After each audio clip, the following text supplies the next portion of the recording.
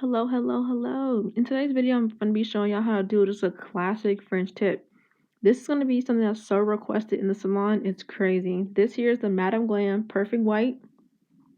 My nail art brush is a brush I just get from Michael's, like in the paintbrush section, and I trim them down just because they're cheaper and they're actually quality acrylic brushes, so it works. French tip is going to be something that people are going to request so much. It's crazy. And you're going to be doing French tip on stiletto, coffin, square, gel manicures are going to be French tip, all type of different colors. What I just poured into that clear dish is going to be acetone. I use that to clean my brush, make sure I'm not getting it too gooped up. I dip it in there, wipe it down just to keep everything clean and give me a fresh start. I'm scooping out some white onto just a regular lid, nothing crazy. And this is going to be what I'm pulling from.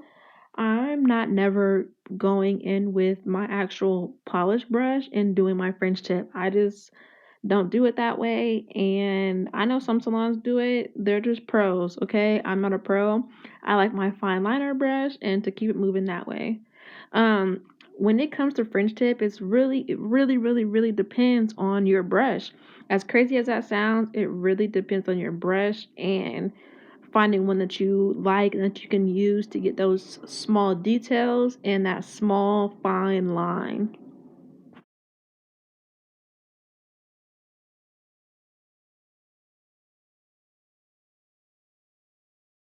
To me, a big part of the application starts with how much polish is on your nail art brush. Oftentimes, I do notice myself, I swipe, I grab some, and just like you see that little line, I swipe some off. You don't need a whole bunch because, for one, with the Madame Glam Perfect White, it's really pigmented. Not all polishes are created the same, so it is more of an adapting thing to the color that you're using. My first line always is going to be my sidewall line. That way I know how deep into the nail grooves I'm going, and this gives me my overall line of demarcation when it comes to the sides. The French tip always comes to a point. The curve of the French tip starts at the sidewall where the point is. I have too much polish on my brush. I'm dipping it in my acetone. I'm cleaning it up. I'm taking a lint-free wipe. I'm taking my brush and I'm wiping it off. I do this every so often in between because at sometimes it's just too much polish on the brush. Too much polish on your brush will cause the French tip or any artwork you're doing to be runny. You can't control it as much because you have too much polish on there. So you guys are gonna see me go in on both my side walls, and from here I like to build upward. So I'm taking that initial line that I drew and I'm just making it a little thicker. I'm making my line where I want my deep French to start as far as the highest point in the arch. That's what that line is for me. Then I go on each and either side and I connect it to the first line of demarcation that I started from side to side. That way you already have an outline, and from there it's going to be building it up to make sure that you can see it when you're looking at the nails facing straight on. The line in which I initiate where my arch is going to be is probably the most important line when it comes to French tip. If you want more white to show, this line will be further down the nail. If you want a really deep arch, this line will be closer to the nail tip. From here, I connect everything, I fill in as I need be. That way I can kind of see as my guide what I need to do next. So that's what you're going to see me doing here is just filling in my tip. And then I'm going to go in and I'm going to just even them out on each side. And I'm just taking that point where I started my arch and connecting to my sides where I had those first initial lines.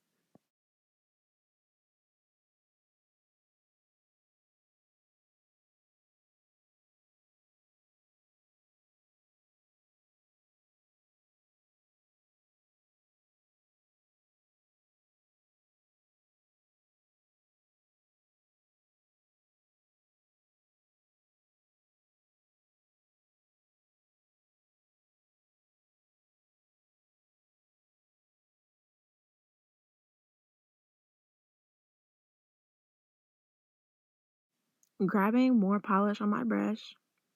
When it comes down to me making these longer lines, I start from up top and it's a dragging motion.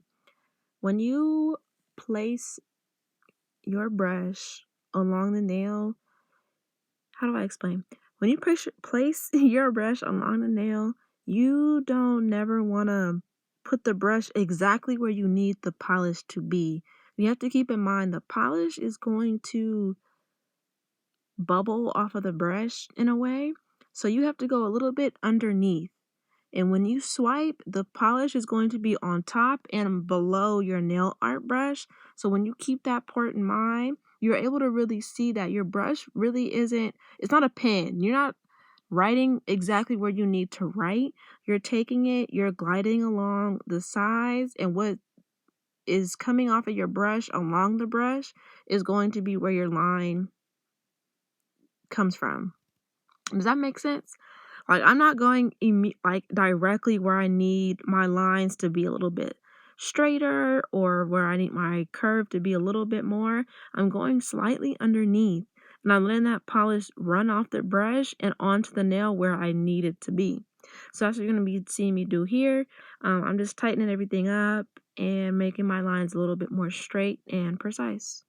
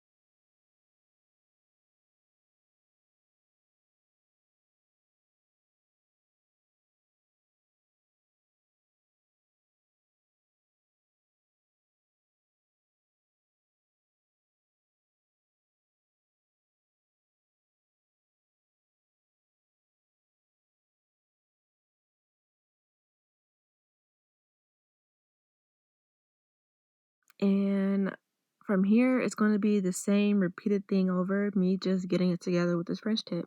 I will say, when you're working on a client, it's going to be really helpful placing the nails together. Obviously, I'm working with practice fingers, so I can't really do that. But when you're working on a client, you'll be able to see more closely how thick you're drawing the lines, how the French tip is looking next to the fingers you already done. this, that, and the third. It's going to be a lot more clearer to see. So placing, when you're using practice finger, placing the fingers next to each other will really help show you how deep you went, where the line needs to be so that they can all look the same. So I'm gonna stop talking and just kind of let y'all watch the rest of this video. I'm gonna finish the other 4 fingers of French tip and apply my top coat, and I'll be back.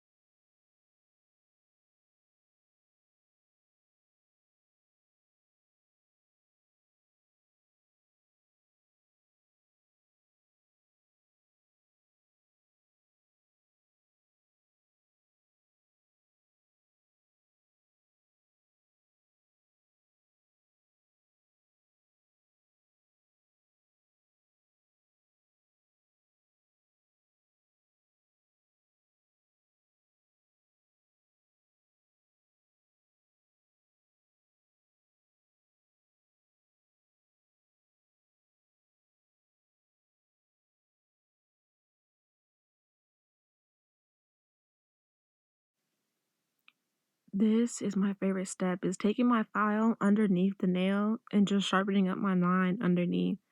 My nail pops off. That's the one thing about working with practice fingers. This shit is aggravating. I will go pick it up, but all you do is you just apply it back and then you're able to continue on. Placing that finger on top of the nail really does help with them not flying off like that. So having some type of pressure on the nail. It's not realistic when you're working on clients, but you're here to practice, so that's what you gotta do to keep your fingers on.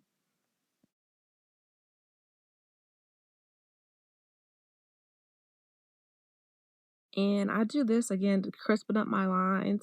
I'll even do this if I do like a square set or even anything coffin to crispen up that line after I do my polish, because sometimes when it runs over, that's where you lose your shape. If you're not wiping down your sides, I do this to like help with any mistakes that I possibly would have made. And I do this after my top coat. Do not do this before, because you're gonna have all type of nail dust on underneath your top coat when you go to apply it. So again, do this after your top coat. And I'm going to be just applying this nail back onto this practice finger because it did pop off as y'all saw. All I do is take the nail, take some nail glue, and just kind of press and hold it back onto the nail finger.